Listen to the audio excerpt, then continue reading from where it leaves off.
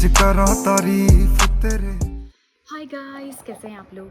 I hope आप लोग काफ़ी अच्छे होंगे। मेरा कैमरा सेट नहीं हो रहा गाइस। फाइनली हो गया। तो कैसे हैं आप लोग? उम्मीद रखती हूँ कि आप लोग बहुत अच्छे होंगे। मैं भी बहुत अच्छी हूँ। तो जैसे कि आपने मेरे 1-2 व्लॉग पहले देखा होगा कि मैं वेंकटेश्वर भगवान के दर्शन करने गई थी चेन्नई। तो चेन्नई से भी थोड़ा सा आगे है, मतलब वेंकटेश्वर भगवान। तो वहाँ मैं गई थी दिल्ली टू चेन्नई। अब मैं जा रही हूँ चेन्नई टू भुवनेश्वर जगन्नाथपुरी जी के दर्शन करने, जिसके अगले दिन मैं जाऊँगी कोणार्क मंदिर, जिसे आप सन टेम्पल के नाम से भी जानते होंगे। तो इन दोनों मंदिर के बारे में बहुत सारा रहस्य है। हालाँकि मुझे जितना याद है मैं आपको उतना ही शेयर कर पाऊँगी, क्योंकि इस बात को 1 साल हो गया है। तो जितना मुझे फ़ोटोज़ और वीडियोज़ देख के रिमाइंड होगा मैं आपको ज़रूर शेयर करूँगी। बीच-बीच में आपको मिलते रहूँगी। फ़िलहाल आप वीडियोज़ देखिएगा और इन्जॉय करिएगा। हमारी फ़्लाइट थी चेन्नई से भुवनेश्वर तक की। उसके बाद हम लोग बैठे, हमने थोड़ा बहुत कुछ खाया पिया था, ऐसे ही स्नैक्स वगैरह। फिर हम लोग पहुँचे, ये मम्मी हैं, ये भुवनेश्वर का एयरपोर्ट है। उसके बाद हम जिस दिन हम पहुँचे भुवनेश्वर, उसी दिन जब हम पुरी पहुँचे, उसके बाद हम उसी शाम को भगवान जी के दर्शन करने चले गए थे, क्योंकि आनंद वहाँ शाम का ही है, इवनिंग का ही है। सच में ज़रूर जाइएगा आप। तो वहाँ बहुत ज़्यादा भीड़ थी, जबकि वहाँ उस टाइम पे ऐसा कुछ नहीं था। जैसे हर साल एक रथ यात्रा निकलती है, उस टाइम पे ऐसा कुछ नहीं था, लेकिन फिर भी काफ़ी हद तक भीड़ थी। वहाँ ना हर संध्या काल में आपको प्रसाद वितरण होगा। प्रसाद में पकवान होते हैं।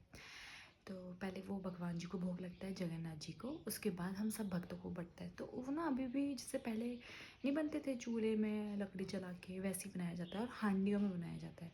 तो वो ना 7 हांडियाँ रखी जाती हैं, एक के ऊपर एक। सबसे ऊपर जो हांडी होती है वो सबसे पहले पकती है, और सबसे ऊपर जो चोटी है वहाँ पे एक सुदर्शन चक्र है भगवान विष्णु जी का।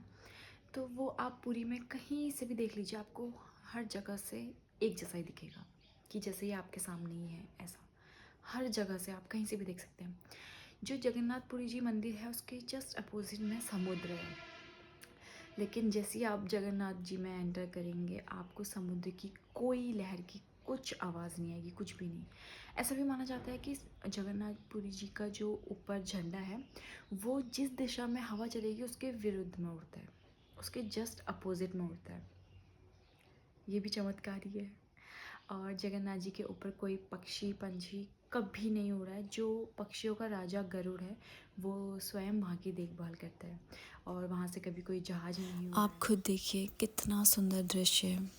मतलब अगर आप वहाँ चले गए ना, वहाँ से आने का बिल्कुल मन नहीं करेगा। उसके अगले दिन हम गए थे कोणार्क मंदिर, जिसे हम सन टेम्पल भी बोलते हैं।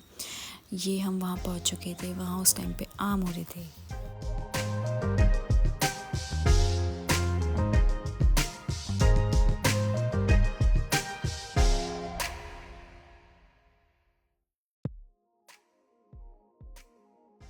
तो देखिए, ये है कोणार्क मंदिर का फ्रंट लुक, और यहाँ पे मैंने थोड़ा सा मम्मी पापा की कुछ वीडियोस और फ़ोटोज़ ली थी।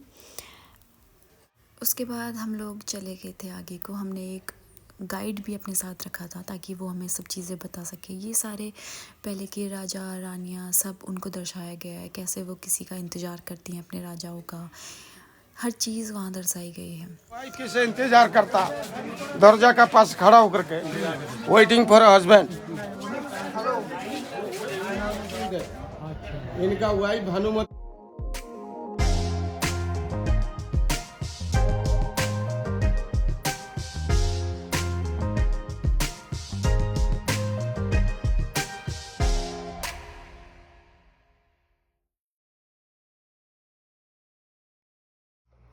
तो अभी आपने वीडियो में एक चक्र देखा होगा। तो जो हमारा नया 10 का नोट है ना, इसके पीछे जो चक्र बना हुआ है ये वही चक्र है, जिसमें आप देख सकते हैं लिखा भी है नीचे से सूर्य मंदिर सन टेम्पल कोणार्क। तो जो ये चक्र था ना, इसी को देख के पहले के राजा महाराजा जो है अपने टाइम का पता लगाते थे कि कितना टाइम हो गया है। क्योंकि जो ये चक्र है इसके बीच में जो गोल है, इसमें अगर आप लोहे की रॉड या फिर कोई भी लकड़ी का एक टुकड़ा रखेंगे तो जो जहाँ पे उसकी छाया पड़ेगी समझ जाइए कि उतना टाइम हो रहा है। तो जो ये थोड़े से ब्रॉड है ना, ये इनके बीच का टाइम ड्यूरेशन होता है 3 घंटे का, और जो बीच में एक पतली सी डंडी है उसमें होता है 1.5 घंटे का। तो फिर अंदाज़ा लग जाता था आराम से कि कितना टाइम हो गया।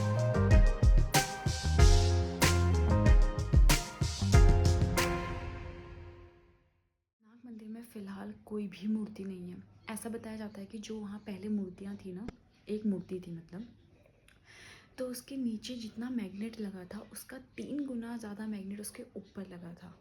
तो उस मैग्नेटिक पावर से ही वो मूर्ति स्टेबल थी। बाकी उसमें कोई सपोर्ट नहीं था, कुछ भी नहीं। बस उसके बाद फिर हम अपने होटल आ गए थे, हमने थोड़ा रेस्ट किया और अगले दिन हमारी फ़्लाइट थी। फिर हम लोग दिल्ली को निकल गए थे।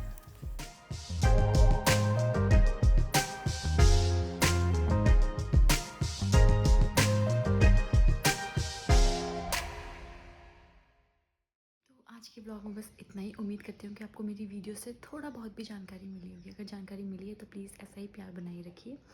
तो मिलती हूँ आपसे नेक्स्ट ब्लॉग में बहुत जल्द। Till then bye bye, take care.